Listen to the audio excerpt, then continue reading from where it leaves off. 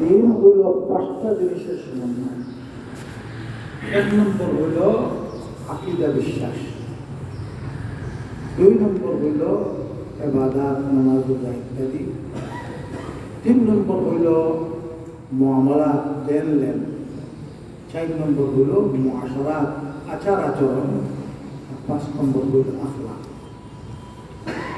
যে মানুষের মধ্যে এই 5টা জিনিস পরিপূর্ণভাবে হবে সেই হইল প্রকৃত দিনদার। কিন্তু আমরা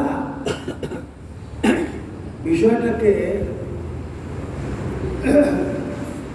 খুব সংকীর্ণ করে ফেলেছি। একটা মানুষ যদি 5 ওয়াক্ত নামাজ পড়ে তাহলে আমরা বসে প্রশংসা করি, বড় দিনদার, বড় দিনদার।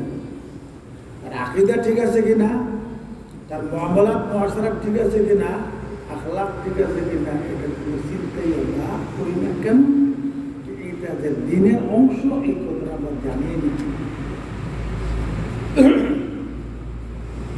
একজন আলেম হতে পারে, অর্থাৎ সে অনেক কিতাবাদি পড়তে পারে, কিতাব পড়ায় দিনদার বা।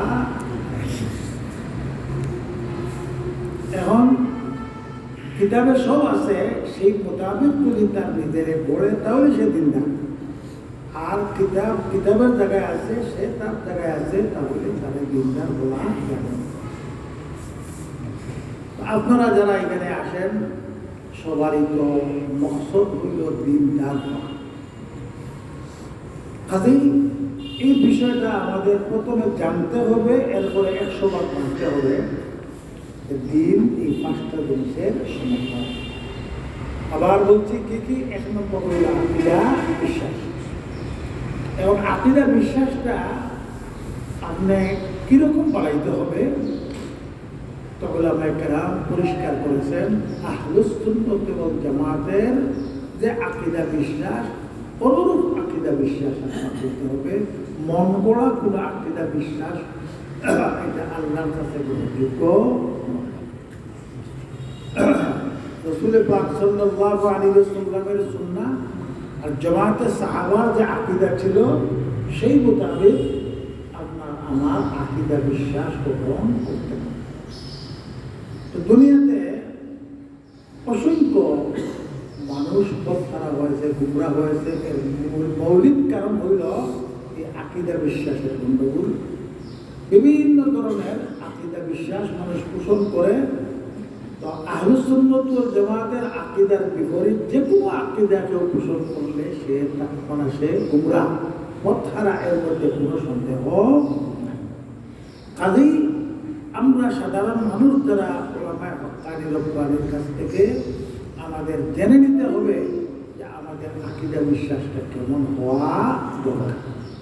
এরপরে নিজেকে এইভাবেই গড়ে তুলতে হবে। 2 নম্বর হইল ইবাদত। ইবাদতের ক্ষেত্রে আমাদের মৌলিক কিছু ভুল আছে। আমরা ইবাদতের মধ্যে ওই আবেগের কাজে লাগে। যখন আবেগ আসে তখন তো আমরা অনেক করে ফেললাম, আবেগ শেষ হইলে বসাই দিল। এটা ইবাদতের নিয়ম নাই। নবী করিম সাল্লাল্লাহু আলাইহি ওয়াসাল্লামের ইবাদত ছিল যে সবসময় আর দায়ী।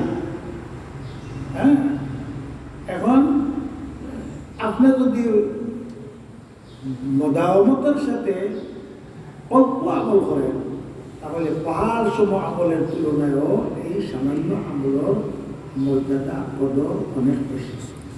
কারণ এটা হলো স্থায়ী আর সেটা হলো স্থায়ী। এখন ইবাদত কি? মন মানে ইবাদত করলে ইবাদত হয় না। প্রত্যেক জাতি ধর্মের মানুষ তার নিজ জ্ঞান ধারণার মতো সে ইবাদত করে। আমরা দেশের বাড়ির আশপাশে একটা বিশাল অঞ্চল জুড়ে আসবে হিন্দুরা। এরা প্রচন্ড শীতের দিনে, যে সময় মানুষ করে লেপ তুষক দিয়েও শান্তি পাবে না, তারা আপনার উপাসনালয়ের মধ্যে বাঁশ বিছায়, কোনো বেড়া টেড়া কিচ্ছু নাই, এইখানে এই প্রচন্ড শীতের মধ্যে সারা রাত ধরে রাম ধরে কৃষ্ণ খুঁজতেছে, বাজনা বাজাইতেছে, এবাদত করতেছে। তার বাসায় সে এবাদত করতেছে, কত কঠিন সাধনা। কিন্তু আল্লাহ তাআলার কাছে সাই পয়সার কোনো দাম নাই। সে যত বেশি এবাদত করতেছে এতই আল্লাহ থেকে সে দূরে সরে পড়তেছে। কেন? ইবাদত হইল আল্লাহর বিধান মতো নবীর তরিকা, আল্লাহর বিধান মতো নবীর তরিকা মতো যদি আদায় করেন তো অল্প হইলেও ইবাদত হবে। আর পাহাড় সময় ইবাদত কিন্তু আল্লাহর বিধান মতো নয়, নবীর তরিকা মতো নয়, তাহলে এটা কোনো ইবাদত। প্রত্যেক জাতি ধর্মের মানুষই তার তার নিজ বুঝ মতো সে ইবাদত করে, কিন্তু এইসব ইবাদত আল্লাহ তাআলার কাছে গ্রহণযোগ্য